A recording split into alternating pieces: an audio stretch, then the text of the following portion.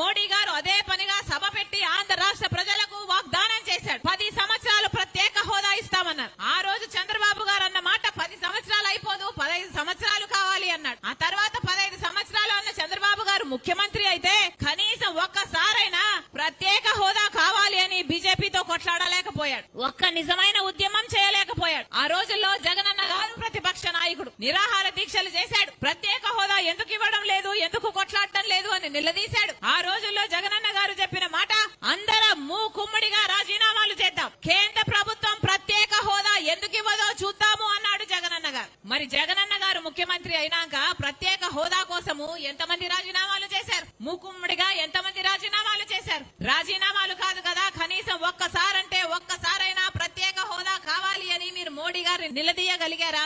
ఒక్క నిజమైన ఉద్యమమైనా చేయగలిగారా? మీరా మాట మీద నిలబడేది ఇదే బీజేపీ పార్టీతో ఒక్క వాగ్దానం కూడా మనకు నిలబెట్టుకోకపోయినా, ఒక్క రకంగా మనకు మేలు చేయకపోయినా, ఇటు జగనన్న గారు అటు తెలుగుదేశం చంద్రబాబు గారు ఇద్దరు పొత్తు పార్టీలు అయ్యాయి బీజేపీ పార్టీకి. ఈ 2 పార్టీలు తొత్తు పార్టీలు అయ్యాయి బీజేపీ పార్టీకి. అందుకే చెప్తున్నాం, బీజేపీ పార్టీకి వేరే ఓటు అవసరం లేదు. వైసీపీకి వేసిన ప్రతి ఓటు బీజేపీకే పడుతుంది, తెలుగుదేశం పార్టీకి వేసిన ప్రతి ఓటు బీజేపీ ఖాతాలోనే పడుతుంది, జనసేనకు వేసిన ప్రతి ఓటు బీజేపీ ఖాతాలోనే పడుతుంది. వీళ్ళందరూ ఒకటే. అందుకే చెప్తున్నాం, ఇటు జగన్ రెడ్డి గెలిచినా అటు చంద్రబాబు గెలిచినా ఎవరు గెలిచినా మన రాష్ట్రానికి ప్రత్యేక హోదా వీళ్ళు తేనియరు. బీజేపీ అంటే బాబు, జగన్, పవన్. బి అంటే బాబు, జే అంటే జగన్, పి అంటే పవన్. ఇదే బీజేపీ.